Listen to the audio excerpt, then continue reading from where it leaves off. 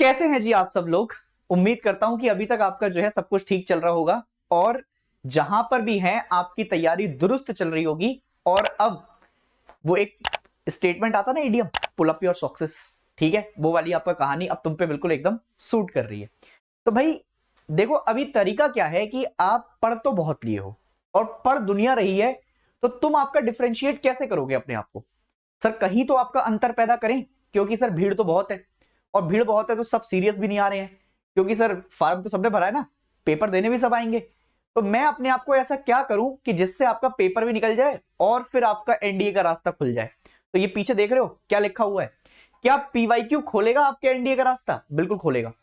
अगर तुम आपका पीवाईक्यू को हल्के में ले रहे हो तो ये तुम्हारे एनडीए के रास्ते में सबसे बड़ी भूल हो सकती है। मतलब ये मान के चलो कि मैं ये कहना चाह रहा हूं कि ये पीवाईक्यू तुम्हें आपका सबसे बड़ी एज देके जाएंगे कि अगर कोई बच्चा आपका जो नॉर्मल पढ़ाई कर कर और सिर्फ क्वेश्चन लगाकर गया है तो वो 30 क्वेश्चन कर रहा है, तो तुम अगर पीवाईक्यू का एनालिसिस ढंग से कर लोगे तो तुम्हारे कम से कम आपका जो है 40 से 42 क्वेश्चन कहीं नहीं गए, तुम 10-12 क्वेश्चन आपका एक्स्ट्रा चलोगे। उसका रीजन ये है कि मैं कोई भी चीज बोलने से पहले उसको आपका क्या कर रहा हूं, बिल्कुल आपका प्रैक्टिकली एनालाइज कर रहा हूं, बच्चों से करवाया हुआ है, बच्चों को हेल्प मिली है और उनके रिजल्ट आपका आए हैं। ये बात हम आपका कहते हैं। एनडीए का पिछली बार का आपका रिजल्ट देख लो तुम एक बार उठाकर एलडब्ल्यूएस का, तो तुमको पता लग जाएगा कि आपका 50+ सिलेक्शन आपका जो है सिर्फ एलडब्ल्यूएस की आपका रिटर्न ऑफलाइन की आपका बात कर रहा हूं मैं, ठीक है।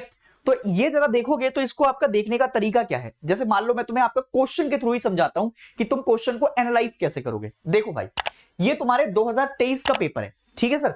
अब ये 2023 का जो पेपर है, अब तुम इसमें आपका दो बातें समझो। मान लो मैं तुम्हें आपका जो है एक क्वेश्चन आपका दिखाता हूं, ये ठीक है, ये क्वेश्चन है आपका किसका, ये क्वेश्चन है आपके ज्योग्राफी के। एक क्वेश्चन आपका ये ज्योग्राफी का दिख रहा है, ये ज्योग्राफी का दिख रहा है, ये आपका जो है करंट अफेयर्स का क्वेश्चन हो गया। अब मान लो मुझे आपका ये करना है कि सर मुझे आपका ये बताओ कि मैं जब पीवाईक्यू लगा रहा हूं तो इस क्वेश्चन को कैसे करूंगा, इसका करने का तरीका क्या है, इसको एनालाइज कैसे करूंगा। तुमने क्या देखा, तुमने आपका देखा कि अच्छा क्वेश्चन कौन सा करेक्ट है, तुमने आपका सिर्फ पढ़ा हाइपोसेंटर क्या है, हाइपोसेंटर के बाद तुमने वेलोसिटी देखी अर्थक्वेक की, फिर उसके बाद तुमने पी वेव्स पढ़ लिया, ठीक है सर। मैं क्या कह रहा हूं कि जरा 2 मिनट रुकना और इस क्वेश्चन को थोड़ा सा और एनालाइज करके जाना। मैं क्या कह रहा हूं कि जब सबसे पहले आपका जो है तुमने जैसे ही अर्थक्वेक के बारे में पढ़ा तो अर्थक्वेक को आपका मेजर करने के लिए सिस्मोग्राफ यूज होगा, ये आपका जो है पहला बेसिक क्वेश्चन यहां पर पूछा जा सकता है। उसकी वेलोसिटी कहां कहां पर आपका इंप्लीमेंट होगी वो आपका जो है तुम्हें थोड़ा सा पता होना चाहिए। फिर जरा ये एक बात समझ लो कि एपीसेंटर क्या होता है और हाइपोसेंटर क्या होता है, इन दोनों के बारे में आपका जो है नॉलेज हो जाएगी तो थोड़ा सा क्वेश्चन और आसान हो जाएगा। कल को मान लो हाइपोसेंटर की जगह एपीसेंटर लिख देता तो मामला खराब।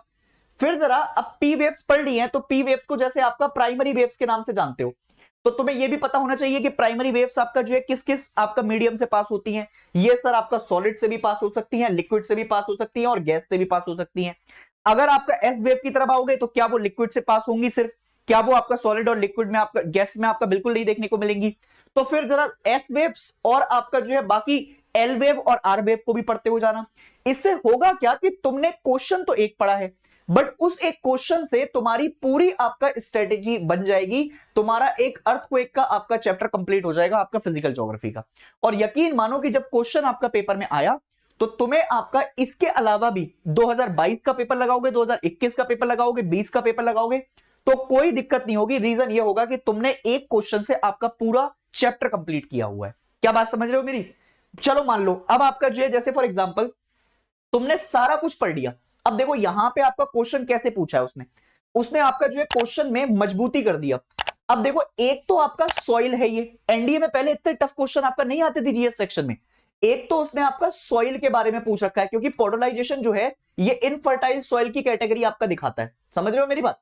अब उसने दूसरा क्वेश्चन आपका इसमें मर्ज क्या कर दिया, वेजिटेशन मर्ज कर दी और वेजिटेशन के साथ साथ इसमें आपका जो है क्या एनवायरमेंट भी मर्ज कर लिया। अब सर पोडोलाइजेशन प्रोडोमिनेटली जो देखा जाता है वो टाइगा फॉरेस्ट में आपका जो अच्छा खासा देखा जाता है। अब टैगा और तुंद्रा वेजिटेशन क्या होती है ये पता होना चाहिए। इक्वेटोरियल फॉरेस्ट पे आपका जो है क्या हमारे आपका कैसे ब्राजील के जंगल देखे जाएंगे कि कौन से जंगल देखे जाएंगे कि आपका जो है फिर क्या होगा, मॉनसून फॉरेस्ट इंडिया में कहां कहां देखने को मिलेंगे। अच्छा पोडोलाइजेशन देखने को मिल रहा है तो असम, दार्जिलिंग, उत्तराखंड, हिमाचल प्रदेश, फिर सिक्किम, ये आपका जो है बेसिकली कहां कहां पर देखने को मिलेगा, कैसे इनफर्टिलिटी बढ़ेगी। तो तुम्हें सिर्फ एक पोडोलाइजेशन से आपका सिर्फ ये पता लगना चाहिए कि ये सॉइल कैसा है, इसका नेचर कैसा है, इससे आपका क्या क्या देखने को मिलेगा, इससे आपका जो है कौन कौन से तरीके के आपका मॉनसून बनेंगे। और ये सारी चीजें अगर तुम आपका कवर करते हो तो यकीन मानो तुम्हारे 2 चैप्टर आपका एक साथ कंप्लीट हो गए, जिसको क्या कह रहे हैं, एक तो आपका तुम्हारा कंप्लीट हो गया सॉइल, और सॉइल के साथ साथ आपका जो है तुमने उसकी लेयर्स भी पढ़ ली, और फिर तुमने आपका वेजिटेशन भी कंप्लीट कर लिया।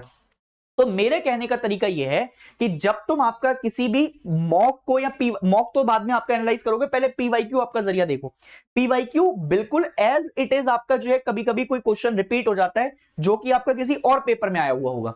मान लो गांधी जी की अपीयरेंस कहां पर हुई थी, पहली बीएचयू में हुई थी, तो वो एनडीए ने भी पूछा और वो सीडीएस में भी आपका आया हुआ है, वो ईपीएफओ के एग्जाम में भी आपका देखने को मिला है। तो सर मेरे कहने का मकसद यह है कि जब आप क्या लगा रहे हैं, जब आप अपने पेपर के लिए आपका तैयारी कर रहे हैं, तो आपको यह पता होना चाहिए कि सर ये सिर्फ पीवाईक्यू नहीं है, ये आपके चैप्टर का रिवीजन का मौका है, प्लस किस तरीके से आप जो है बेसिकली उसको अलग से करके लेके जा रहे हैं, ये आपका तरीका होना चाहिए। दूसरी एक इंपॉर्टेंट बात, कंसेप्ट को पकड़ के चलना। स्टैटिक आपका पोर्शन धीरे धीरे कम होता जाएगा आने वाले समय में, यूपीएससी के जितने भी एग्जाम है। कंसेप्ट दुरुस्त है, बेसिक एनसीईआरटी पे पकड़ है, यकीन मानो कि आधे से ज्यादा पेपर में आपको कभी दिक्कत देखने को नहीं मिलेगी। उम्मीद करता हूं कि आपका जो है ये पीवाईक्यूज एनालाइज करने के लिए आपको थोड़ी सी सलाह और थोड़ा सा गाइडेंस आपका मैं दे पाया हूंगा। अगर फिर भी आपको कोई दिक्कत आती है तो इसके लिए आपका मैं एक दो और आपका स्ट्रेटेजी बताऊंगा आपको कि कैसे आपका क्वेश्चन अटेम्प्ट करें, कैसे आप जो है बाकी अलग जगह जाकर आपका काम कर सकते हैं, अपना थोड़ा सा आपको एज कैसे मिल सकती है बाकी जगह। कहीं क्वेश्चन में फंस जा रहे हैं 2 क्वेश्चन में, तो वहां पर कैसे अटेम्प्ट करें, ये सारी चीजें आपका जो है करेंगे और बात इस पे। बट अभी के लिए फिलहाल आपका जो है पीवाईक्यू कैसे एनालाइज करने हैं उसको मैं यहां तक सीमित रखता हूं।